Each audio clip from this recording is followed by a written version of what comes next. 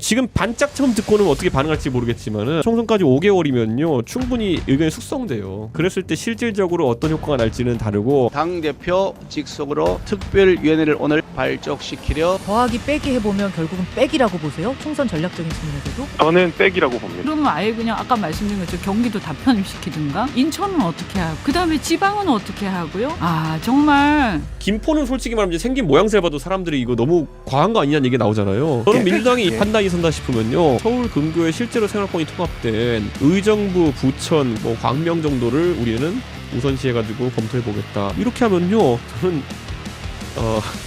선거를 그렇게 쉽게 생각해서 안 될 거라 생각합니다. 골드라인에 타는 사람이 한 16,000명인가 뭐 돼요. 그런데 이 사람들이 내리는 데가 85%가 김포공항이더라. 여기는 서울로 가는 거 아니야? 주먹구구 엉터리 수치를 수도권 행정구역 개편이라는 중차대한 결정의 근거로 김기현 대표 측은 지금 굉장히 지금 업돼 있다. 국민들 근데 이제 안 쏘가요. 오로지 총선판을 흔들어 김기현 대표의 정치적 생명을 연장하기 위한, 그러나 이게 궁극적으로 통할까요? 저는 아니라는 쪽에.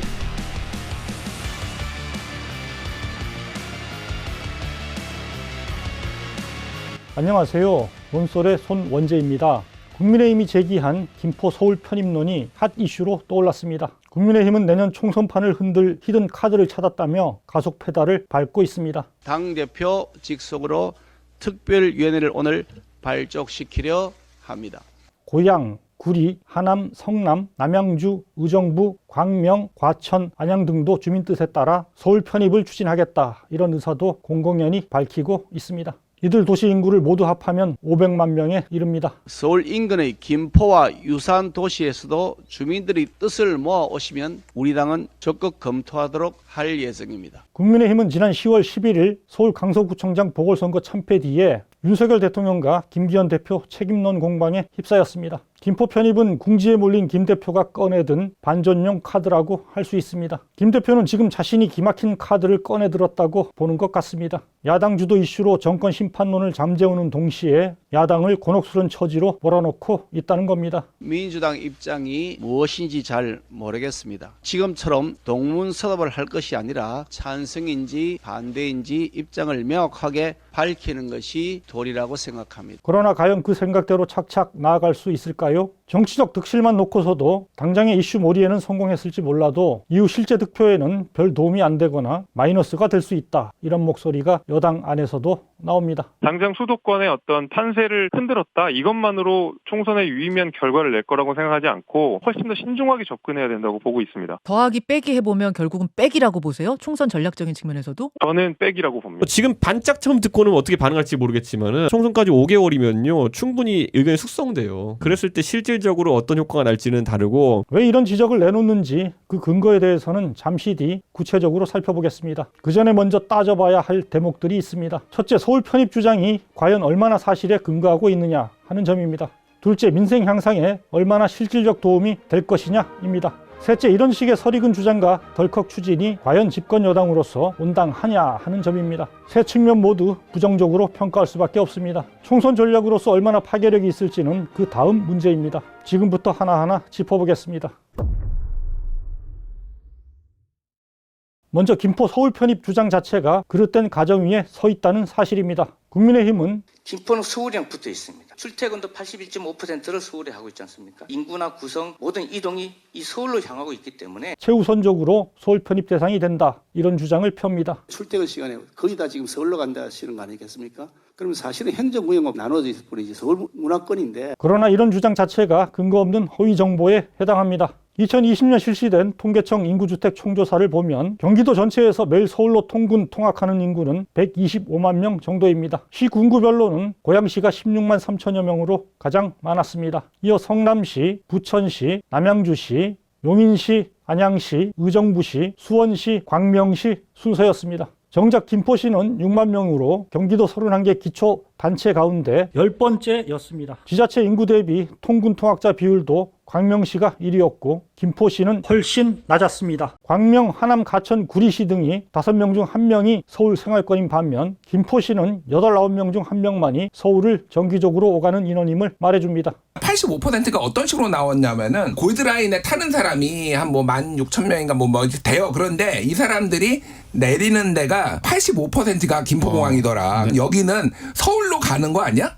그러니까 김포 시민의 85%가 서울 통근자라는 주장인데 어떻습니까? 이런 주먹구구 엉터리 수치를 수도권 행정구역 개편이라는 중차대한 결정의 근거로 대다니 한심할 따름입니다. 이런 기준으로 김포를 서울로 편입한다면 경기도청에 있는 수원시부터 서울시 수원구로 바꿔야 할 겁니다. 엉터리 근거로 김포 서울 편입론의 신빙성이 의심받자 국민의힘은 아예 서울과 붙어있는 고양, 구리, 하남, 성남, 남양주, 의정부, 광명, 과천, 안양 등도 몽땅 서울로 편입할 수 있다 주장을 내놓고 있습니다. 서울 인근의 김포와 유사한 도시에서도 주민들이 뜻을 모아 오시면 우리 당은 적극 검토하도록 할 예정입니다. 앞에서 봤듯이 이들 도시 인구를 다 합하면 500만 명에 이릅니다. 경상남북도를 합한 것과 비슷합니다. 애초 엉터리 근거로 김포를 편입하겠다고 나선 것부터가 어불성설입니다. 그런데 이를 철회하고 사과하기는커녕 아예 수백만 명의 삶의 터전을 바꾸겠다 한술 더 뜨고 있습니다. 거짓과 졸속을 더 큰 무리수로 덮고 가겠다는 발상이 황당합니다. 그러면 아예 그냥 아까 말씀드린 것처럼 경기도 다 편입시키든가. 그럼 예. 그렇게 됐을 때 인천은 어떻게 하고요? 그다음에 지방은 어떻게 하고요? 서울에 문제는 없나요? 예. 아 정말. 그럼 뭐 서울특별시장은 대통령 코리아를 서울로 바꿔야 되지 않을까? 국민의힘이 또 하나 김포 서울 편입론 근거로 내세우는 게 이른바 메가시티 구상입니다. 주변 도시들을 편입해 거대 도시를 만들어 도시 경쟁력을 높이는 메가시티 전략이 세계적 흐름인 만큼 서울도 메가서울로 만들어야 한다 주장입니다. 앞으로 주민들 생활 방식은 메가시티와 그 주변의 휴양지 이런 방식으로 재편이 된다. 그래서 도시는 점점 더 커지는 이런 방향으로 될 수밖에 없다. 이 또한 원래 논리를 왜곡한 경강부회식 주장입니다. 세계적으로 메가시티 전략이 대두되는 것은 사실입니다. 그러나 국민의힘 주장과는 맥락이 전혀 다릅니다. 외국에선 주로 이미 몸집이 비대해질 대로 비대해진 수도와 경쟁하기 위해 지방 대도시를 중심으로 몸집을 키우는 차원에서 메가시티 구상이 추진되고 있습니다. 일본에서 도쿄와 맞서기 위해 오사카를 중심으로 간사이 지역 8개 광역지자체와 도시 4곳을 묶어 간사이 광역연합을 만든 게 대표적입니다. 메가시티 전략은 지방이 영국의 그 맨체스터나 일본의 간사이 지방이나 이런 데가 하도 도쿄나 런던에 경제력이 집중되니까 우리도 살 길을 찾아보자 해서 추진을 했던 걸로 저는 알고 있거든요. 행정체계 전반 사실은 종합적으로 재편해야 돼요. 그러면 전체적인 청사진을 내놔요. 집권 여당답게. 우리도 문재인 정부에서 부산, 울산, 경남 도시들을 포괄하는 부울경 특별연합을 추진했지만 지난해 지방선거에서 국민의힘 소속으로 자치단체장이 싹 바뀌면서 좌초한 바 있습니다. 지금은 여당으로 단체장이 부울경 다 바뀌었습니다. 그 이후에 부울경 메가시티 이걸 파기를 했거든요. 근데 그런 걸 막지도 못하면서 정략적으로 불쑥 김포시의 서울시 편입. 제대로 한국형 메가시티를 만들려면 부울경 메가시티부터 되살려 추진하는 게 온당한 순서입니다. 국민의힘 소속 홍준표 대구시장도 서울 메가시티론을 시대에 역행하는 정책 질타했습니다. 지방시도를 통합해 메가시티로 만드는 것은 지방화 시대 국토 균형 발전을 위해 바람직할지 모르나 이미 메가시티가 된 서울을 더욱 비대화시키고 수도권 집중심화만 초래하는 서울 확대 정책이 맞는가? 중국 수도인 베이징과 텐진, 허베이 등을 묶어 초광역 경제망을 꾸리는 이른바 징진지 프로젝트도 진행 중이긴 하지만 이 또한 메가서울과는 방식과 내용이 전혀 다릅니다. 이 프로젝트는 면적이 남북한을 합친 한반도 전체보다 크고 인구도 1억 900만 명입니다. 이걸 일반적 메가시티와 비교하는 것 자체가 가당치 않습니다. 메가시티 전략의 일반적 방식 또한 각자의 행정구역을 유지하면서 서로 협력 시스템을 강화하는 것이 일반적입니다. 서울로 타 지역을 편입시켜 일방적으로 덩치를 키우자는 것과는 크게 다릅니다. 왜곡된 주장으로 국민을 속이려 해선 안 될 것입니다.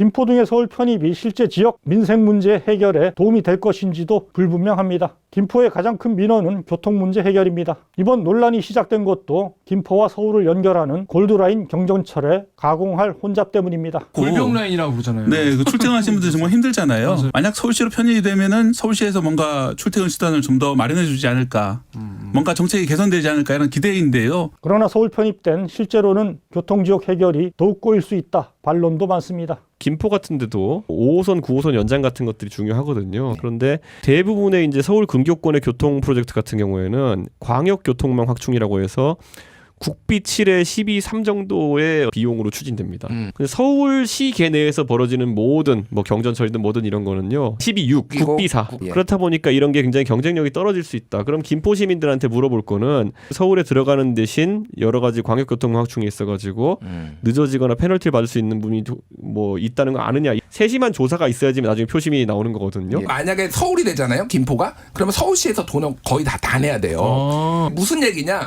서울 시민들의 조세 저항이 있을 수 있습니다. 사실은 국가 보조금을 받고 사업이 원활하게 되기 위해서는 김포로 남는 게 나을 수도 있다. 김포 쓰레기 매립지가 영속화하고 서울의 각종 혐오 시설을 김포로 몰아넣는 일이 생길 수 있다 지적도 나옵니다.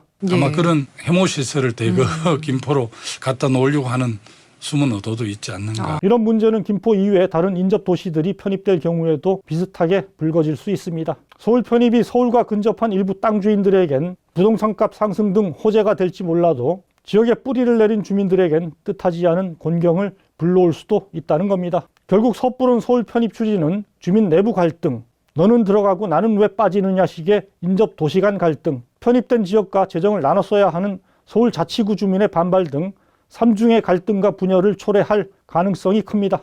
이처럼 김포 등의 서울 편입은 실질적 민생 효과는 불확실한 반면 다중적 갈등과 분열을 부추겨 사회 통합을 저해하고 국가 경쟁력을 떨어뜨릴 가능성은 큽니다. 이걸 집권 여당이 짐작 못할 리 없습니다. 그런데도 갑자기 급발진에 나선 것은 오로지 총선판을 흔들어 김기현 대표의 정치적 생명을 연장하기 위한 정략적 목표 때문이다. 이런 사실을 누구나 다 압니다. 참 한심합니다. 김기현 대표 측은 지금 굉장히 지금 업돼 있다. 한 20년, 30년 전의 시대에 살고 계세요, 이분들이. 이런 식의 정말 근시안적인 떴다방식 얘기를 하면 안 돼요. 국민의힘이 노리는 건 서울 편입되면 땅값, 집값 오를 것이다. 이런 욕망과 기대감일 것입니다. 이를 통해 판을 흔들고 떠나간 수도권 표심을 돌려보겠다. 노골적인 포퓰리즘입니다. 그러나 이게 궁극적으로 통할까요? 저는 아니라는 쪽에 걸겠습니다. 지금은 기세등등해 보입니다. 그러나 산전수전 다 겪은 우리 국민들입니다. 실현 가능성과 실질적 효과까지 면밀히 따져볼 겁니다. 민주당의 대응에 따라 국민의힘의 노림수가 상쇄될 수도 있다. 이런 지적도 나옵니다. 만약에 이게 진짜 영향이 있는 거면요 민주당도 찬성하고 들고 나오겠죠. 그러면은 그게 뭐 먼저 던졌다 해서 큰 유리한 게 있느냐 국민의힘에. 지금의 수도권에서 한 20% 정도씩 각각 차이 나는 열세 결과를 뒤집을 정도는 아닐 것이다. 김포는 솔직히 말하면 생긴 모양새를 봐도 사람들이 이거 너무 과한 거 아니냐는 얘기 나오잖아요. 저는 민주당이 판단이 선다 싶으면요 서울 근교에 실제로 생활권이 통합된 의정부, 부천 그다음에 뭐 광명 정도를 우리는 우선시해가지고 검토해보겠다. 이렇게 하면요 김포보다 넓은 지역이에요. 저는 선거를 그렇게 쉽게 생각해서 안 될 거라 생각합니다. 정치공학적 계산과 공방 못지않게 어쩌면 그 이상으로 중요한 대목도 간과해선 안 될 것입니다. 정치공학을 뛰어넘는 우리 유권자들의 성숙한 판단력에 대한 믿음입니다. 다수 국민들은 눈앞의 실리에 민감하게 반응하면서도 동시에 그 실현 가능성과 정당성을 깊이 따질 것입니다. 나아가 어떤 정당이 국가 전체의 미래를 제대로 고민하고 열어갈 만한지 평가와 판단의 근거로 삼을 것입니다. 국민들이 다 알아요. 내가 김포에 살더라도 내가 성남에 살더라도 어디 살더라도 대한민국 전체를 걱정하는 정치 집단을 보고 싶은 거죠. 그러면서도 그 안에서 김포의 문제가 해결돼. 정당이 선거를 앞두고 정책 의제를 제시하고 국민 지지를 구하는 것은 나무랄 게 아닙니다. 그러나 국가 100년 대계로 풀어야 할 문제를 정략적으로 덜컥 던져놓고 졸속으로 밀어붙이려 한다면 국민의 지탄을 피할 수 없습니다. 지금 국민의힘이 보이는 모습이 그렇습니다. 집권 세력은 이미 대통령실 졸속 이전으로 엄청난 사회적 비용을 유발한 바 있습니다. 또다시 국가적 의제를 정략 카드로 밀어붙이는 행태를 반복해선 안 됩니다. 숙고와 사회적 협의를 통해 국가 미래와 주민 삶 개선이란 두 마리 토끼를 함께 잡을 수 있는 방안을 찾아야 합니다. 국민의힘은 과연 선거 떴다방이 아닌 집권 여당으로서 왕관의 무게를 견뎌낼 수 있을까요? 논설에서 함께 계속 주시하도록 하겠습니다.